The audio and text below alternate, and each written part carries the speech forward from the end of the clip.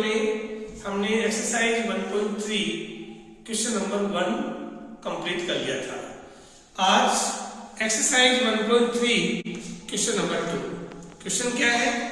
Prove that 3 plus 2 root 5 is irrational given that root 5 is irrational। देखिए हमें आज 3 plus 2 root 5 को irrational prove करना है। 3 plus 2 root 5 को। इसमें अगर क्वेश्चन में आपको ये दिया हुआ हो कि रूट 5 एक इरेशनल है, केवल रूट 5 इरेशनल है, ये दिया हुआ हो तब तो ठीक है, नहीं दिया हुआ हो तो ये मैथमेटिकल फैक्ट समझ करके आपको ये मानना है कि रूट 5 तो इरेशनल होता ही है। तो हमें इस कंप्लीट को ये प्रूव करना है कि 3 plus 2 root 5 एक इरेशनल होगा, ये प्रूव करना है। अब इसे प्रूव करने के लिए, इसे समझने के लिए मैं आपको पहले कुछ बातें बताता हूं, तो ध्यान से आप सुनिए। देखिए सबसे पहली बात कि अगर केवल रूट 2, रूट 3, रूट 5 इनको इरेशनल प्रूव करना हो तो जो पिछला क्वेश्चन में, पिछले वीडियो में हमने सॉल्व किया था, कंप्लीट उसी मेथड से करना है। लेकिन अगर इस रूट 5, रूट 3, रूट 2 के साथ में कोई भी नंबर, चाहे एडिशन में आ जाए, चाहे मल्टीप्लाई में आ जाए, चाहे डिवाइड में आ जाए, तो इसकी मेथड चेंज हो जाती है और पहले से थोड़ी सी शॉर्ट हो जाती है। तो उस शॉर्ट मेथड को समझने के लिए कुछ बातें मैं आपको बताता हूं, जो आप ध्यान से देखें। सबसे पहली बात यह है कि वही चीज रॉन्ग स्टेटमेंट से स्टार्ट करना है, क्योंकि हमें मैथमेटिकल फैक्ट को प्रूव करना है, पहली बात। दूसरी बात वही कि रेशनल हमेशा a अपॉन बी की फॉर्म में होता है। a और b क्या होता है? इंटीजर्स होते हैं, a भी इंटीजर, b भी इंटीजर, और जो b है वो 0 के इक्वल नहीं होता है। और तीसरी एक नई बात जो आप पढ़ोगे वो ये देखिए कि कभी भी किसी इंटीजर में इंटीजर को प्लस करते हैं तो रिजल्ट रेशनल होता है। इंटीजर में से इंटीजर को माइनस करते हैं तो भी रिजल्ट रेशनल होता है। इंटीजर को इंटीजर से मल्टीप्लाई करते हैं तो भी रिजल्ट रेशनल होता है, और इंटीजर को इंटीजर से डिवाइड करते हैं तो भी रिजल्ट रेशनल होता है। या इनके साथ कोई नंबर भी आ जाए कि जैसे मान लीजिए 3 into integer minus 2 into integer upon 2 into integer, इस टाइप की कोई भी सिचुएशन आपके पास आ जाए तो उनका रिजल्ट हमेशा रेशनल होता है। ये आपको याद रखना है, ध्यान में रखना है, और इसी कंसेप्ट को ध्यान में रखते हुए इस क्वेश्चन को हम सॉल्व करेंगे। अब आप देखिए इस क्वेश्चन का सॉल्यूशन। सबसे पहली बात, हमें 3 plus 2 root 5 को इरेशनल प्रूव करना है। मैथमेटिकल फैक्ट है कि ये इरेशनल है। इसको प्रूव करने के लिए हमारा starting statement let 3 plus 2 root 5 B rational, कि ये रेशनल हमने मान लिया, जो कि भी पॉसिबल नहीं है वो हमने मान लिया। अब अगर ये रेशनल है तो किस फॉर्म में होगा? a अपॉन बी की फॉर्म में होगा। तो हमने लिखा 3 plus 2 root 5 is equal to a upon B. यहाँ a और b क्या चीज है? a and b are integers and b is not equal to 0, ये सब आप जानते ही हैं। नाउ अब क्या करना है हमें? लेफ्ट में केवल रूट 5 रखना है। धीरे धीरे इसके पास वाले सारे नंबर्स को उस साइड में ले जाना है, दूसरी साइड में ले जाना है। अब 2 root 5 को रख लीजिए और सबसे पहले 3 को ले जाइए। 3 इधर प्लस का है, जब आप दूसरी साइड में ले जाओगे तो 3 का साइन हो जाएगा माइनस का, तो a अपॉन बी माइनस ये 3 हो जाएंगे यहाँ पर, और 3 को अपन 3 अपॉन 1 भी लिख सकते हैं। Now 2 root 5 is equal to, इन दोनों का एलसीएम लिया b और b को b से डिवाइड किया 1 को a से इंटू किया a, माइनस b को 1 से डिवाइड किया तो b आया, और b को 3 से इंटू किया तो 3b। नाउ अब केवल रूट 5 रखना है इधर, 2 को भी ले जाओ उधर, 2 को उधर ले जाओगे तो 2 नीचे आ जाएगा, क्योंकि 2 यहाँ पर मल्टीप्लाई में है, दूसरी साइड में जाकर के वो डिवाइड में हो जाएगा। तो root 5 is equal to a minus 3b upon 2 into b, यानी 2b। Then root 5 is equal to, अब a क्या है? इंटीजर, फिर माइनस 3 इंटू b क्या है? इंटीजर, अपॉन 2 इंटू b क्या है? इंटीजर, और रूट 5 इक्वल टू, अब आप इसका मतलब ये जो सिचुएशन है अभी आपको बताई थी कि इस टाइप की कोई भी सिचुएशन आ जाए वो रेशनल होती है, तो यहाँ हम लिखेंगे √5 इक्वल टू रेशनल। और अगर √5 को आपने रेशनल प्रूव कर दिया, ये पॉसिबल है नहीं, तो हम क्या लिखेंगे, दिस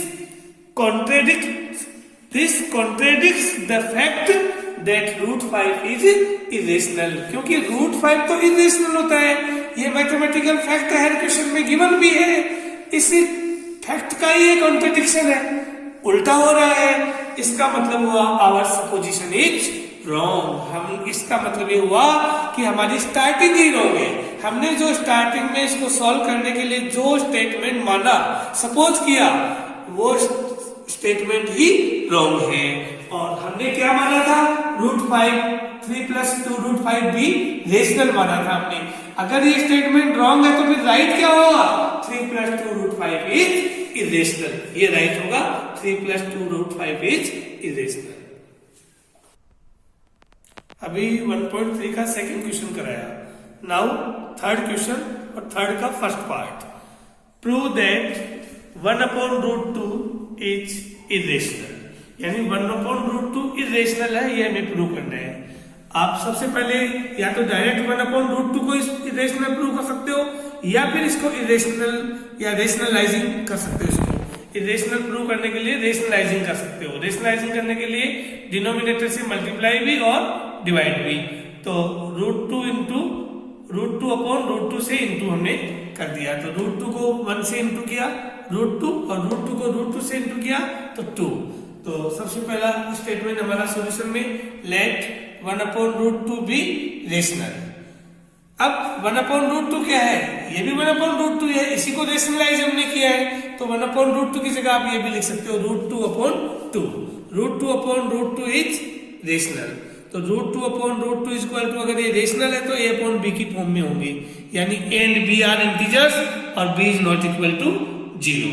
नाउ अब क्रॉस मल्टीप्लाई √2 को b से किया √2b इक्वल टू 2 को a से किया 2a।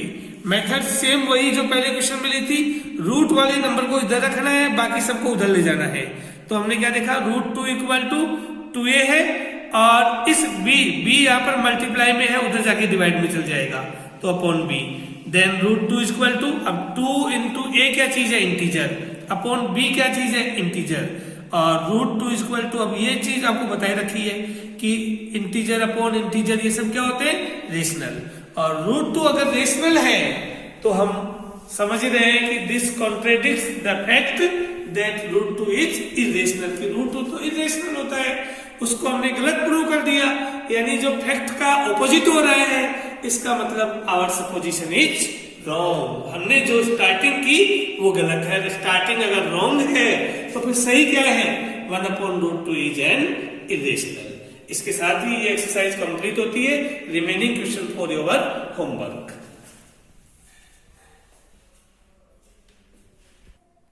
Now topic 6, revisiting rational numbers and their decimal expansion. बच्चों, जो क्वेश्चंस आपने अभी पढ़े, अब मैं आपको इन क्वेश्चंस के अलावा जो एनसीईआरटी से थोड़े से बाहर के क्वेश्चंस हैं या कुछ एग्जाम्पल्स हैं, इस टाइप के क्वेश्चंस ले रहा हूं जो बोर्ड की एग्जाम के लिए बहुत इंपॉर्टेंट है। इसलिए इन क्वेश्चंस को ध्यान से सुनना, समझना और फिर इनको नोट करना। जैसे अभी जो क्वेश्चन ले रहा हूं उसमें पहला क्वेश्चन है show that 5 - √3 is an irrational number. यानी 5 - √3 को इरेशनल प्रूव करना है। तो आप सब जानते हो ये मैथमेटिकल फैक्ट है कि 5 - √3 इरेशनल है। इसे प्रूव करने के लिए जैसे अभी पहले बताया कि सबसे पहले रॉन्ग स्टेटमेंट से स्टार्ट करते हैं, ऑपोजिट स्टेटमेंट से। तो आपने सबसे पहले क्या लिया, लेट 5 - √3 बी रेशनल। सबसे पहले आपने इसको रेशनल मान लिया। अगर ये रेशनल माना है तो 100% a/b की फॉर्म में होगा, और a और b यहाँ पर क्या है, इंटीजर्स है, b is not equal to 0। और आप ये भी जानते हो a और b को प्राइम है, लेकिन इसको लिखने की जरूरत नहीं है को प्राइम इसके अंदर, क्योंकि ये शॉर्ट वाला मेथड है, इसलिए इसमें जरूरी नहीं है। तो 5 - √3 इक्वल टू a/b। नेक्स्ट, अगर a/b की ये फॉर्म में है तो आपको सबसे मेन ध्यान में रखने की चीज क्या है? सबसे मेन ध्यान में रखने की चीज ये है कि इस √3 को सबसे पहले आपको पॉजिटिव बनाना है, क्योंकि √3 को आपको इरेशनल यहाँ पर पहले प्रूव करेंगे, तो √3 को यहाँ आपको पॉजिटिव बनाना है। पॉजिटिव बनाने के लिए आप क्या करोगे, इधर नेगेटिव है, आप इसको उधर ले जाओ उस साइड में। जब आप उसको राइट हैंड में ले गए तो ये पॉजिटिव हो गया, और इसके बदले में a/b को इधर ले आओ। a/b को इधर ले आओ तो इधर पॉजिटिव था, इधर लेफ्ट में लाए तो ये नेगेटिव हो गया। नाउ 5/1, 5 का मतलब होता है 5/1, दोनों का एलसीएम लिया, b एलसीएम आ गया, और एलसीएम वाले रूल से ये बन गया 5b - a equal to √3। Next, अब यहाँ 5 × b है। b क्या चीज है? इंटीजर। सबसे पहले हमने अभी आपको बताया था a and b are integers, तो 5 × इंटीजर्स माइनस a क्या चीज है? इंटीजर, अपॉन b क्या चीज है? Integer, equal to √3। देन आपको ये चीज मैंने पहले बता रखी है कि इंटीजर को इंटीजर में चाहे प्लस करो, चाहे माइनस करो, चाहे मल्टीप्लाई करो, चाहे डिवाइड करो, ये पूरा एक रेशनल नंबर बन जाता है। तो ये जो सारी वैल्यू है 5 × integer minus integer upon integer, ये क्या है? रेशनल। इसका मतलब √3 की वैल्यू क्या हो गई? रेशनल हो गई, यानी √3 इक्वल टू रेशनल। और ये कभी हो नहीं सकता, तो हम क्या लिखेंगे? This contradicts the fact that √3 is irrational. कि जो √3 तो इरेशनल होता है, ये फैक्ट है, उसका ही उल्टा हो रहा है, उसका कॉन्ट्रेडिक्शन है। So our supposition is wrong.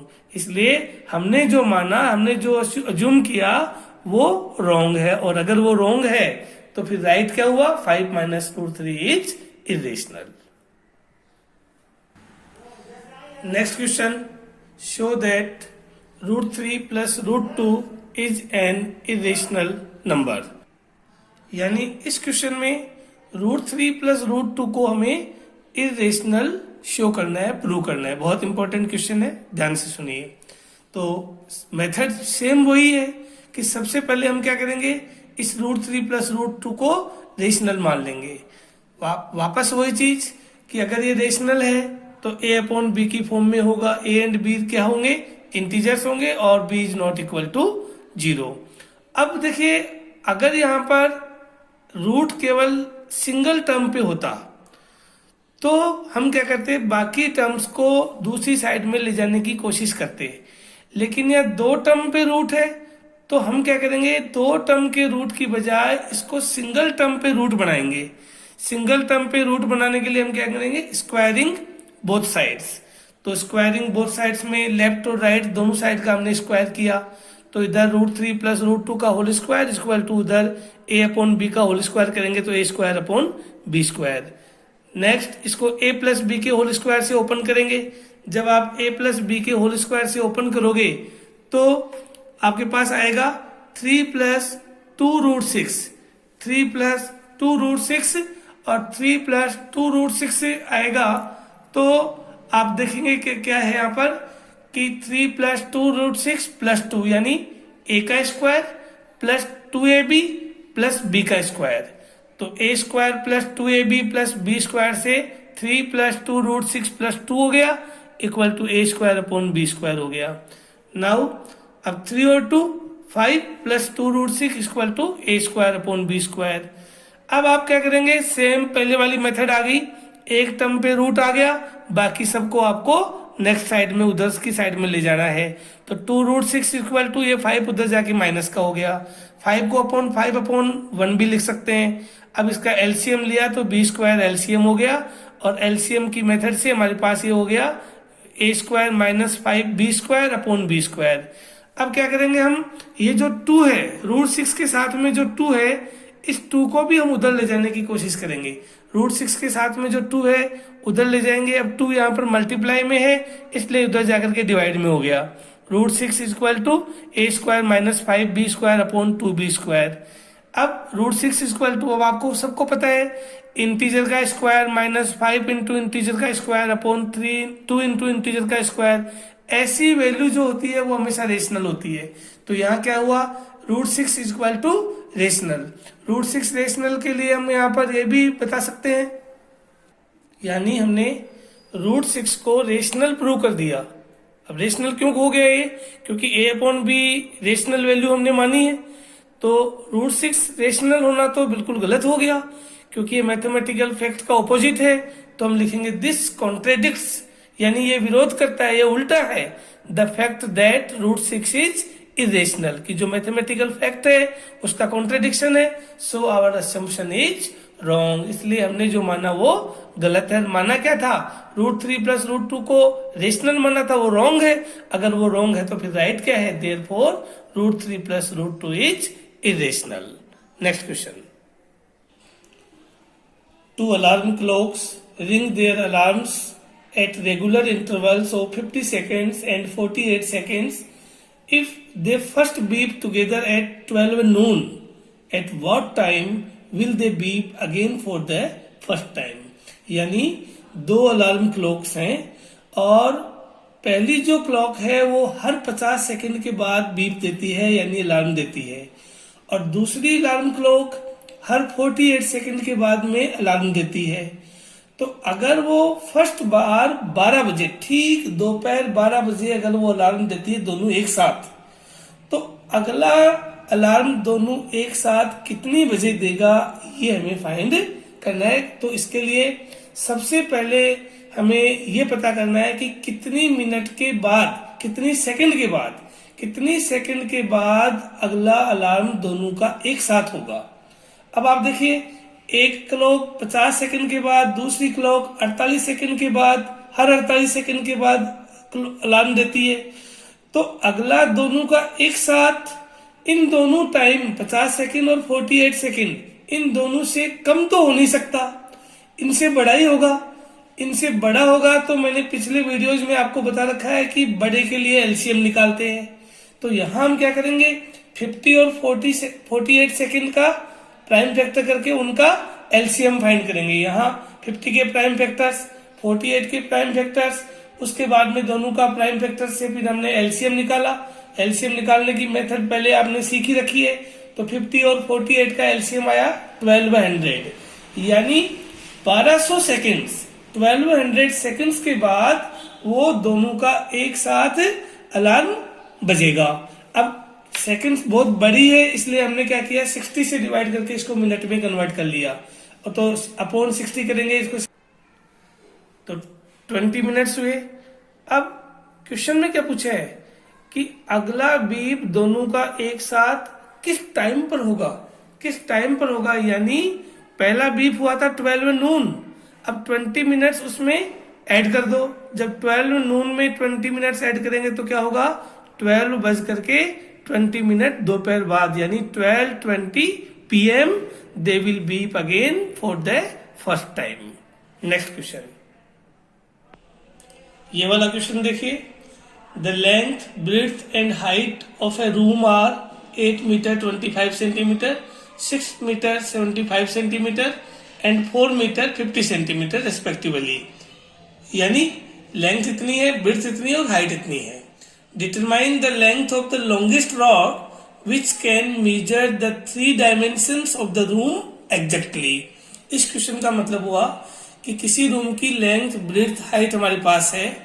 अब एक बड़ा मेजरमेंट का कोई स्केल मान लो, रॉड यहाँ पर है, ROD रॉड, मतलब कोई भी स्टिक मान लो या फिर कोई स्केल मान लो आप, तो यहाँ पर कि कोई भी स्टिक है आपके पास, उस बड़ी से बड़ी स्टिक की मेजरमेंट क्या होगी जिससे हम उस रूम की लेंथ को, ब्रेड्थ को और हाइट को मेजर कर सके। तो यहाँ पर देखिए, लेंथ 8 मीटर 25 सेंटीमीटर, इसका मतलब 825 सेंटीमीटर। यहाँ ब्रेड्थ हो गई 675 सेंटीमीटर, सबको सेंटीमीटर में कन्वर्ट कर लिया। ये हाइट हो गई 450 सेंटीमीटर। अब इनको मेजर करने के लिए बड़े से बड़ा कोई भी स्केल या कोई बड़ी से बड़ी स्टिक, कोई भी रॉड, तो उसकी मेजरमेंट, उस रॉड की मेजरमेंट इनसे बड़ी तो नहीं हो सकती, इनसे छोटी होगी, तभी आप लेंथ, ब्रेड्थ, हाइट को मेजर कर सकोगे। और छोटी के लिए आपको बता रखा है कि क्या चीज निकालते हैं, HCF निकालते हैं। तो हम क्या करेंगे, इन तीनों का HCF फाइंड करेंगे। यहां पर हमारे पास, आप ध्यान से समझिए, रूम की लेंथ है, ब्रेड्थ है और हाइट है। हम क्या करेंगे कि ऐसा मेजरमेंट का कोई रॉड, कोई स्टिक देखेंगे जिससे इसकी लेंथ, ब्रेड्थ, हाइट तीनों को मेजर कर सके। अब कोई भी स्टिक जो होगी वो 825 से ज्यादा बड़ी तो नहीं हो सकती, 675 से बड़ी तो नहीं हो सकती। आप तीनों को मेजर कैसे करोगे अगर बड़ी होगी तो? इसलिए इनसे छोटी होगी। छोटे के लिए मैंने बता रखा है HCF निकालते हैं। तो हम क्या करेंगे, 825 के प्राइम फैक्टर, 675 के प्राइम फैक्टर, 450 के प्राइम फैक्टर्स कर लिए और प्राइम फैक्टर करने के बाद में इनका HCF निकाला। HCF में आपको पता है कि हाईएस्ट कॉमन फैक्टर लेते हैं जो सब में हो। देखो 2 सब में नहीं है तो सब नहीं लिया, 3 सब में है लेकिन इसमें 1 टाइम, इसमें 3 टाइम, इसमें 2 टाइम है तो 1 टाइम सब में है इसलिए 1 टाइम ले लिया। 5 इसमें 2 टाइम, इसमें 2 टाइम, इसमें 2 टाइम तो 2 टाइम सब में है, 2 टाइम ले लिया। 11 सब में नहीं है तो नहीं लिया। तो 3 इंटू 5 इंटू 5 दैट इज 75। तो हमारे पास क्या आ गया कि जो लॉन्गेस्ट रॉड है जिससे हम रूम की लेंथ, ब्रेड्थ, हाइट तीनों को मेजर कर सकते हैं उसकी लेंथ होनी चाहिए 75 सेंटीमीटर। 75 सेंटीमीटर की रॉड से हम रूम की लेंथ, ब्रेड्थ, हाइट तीनों को मेजर कर सकते हैं। Thank you.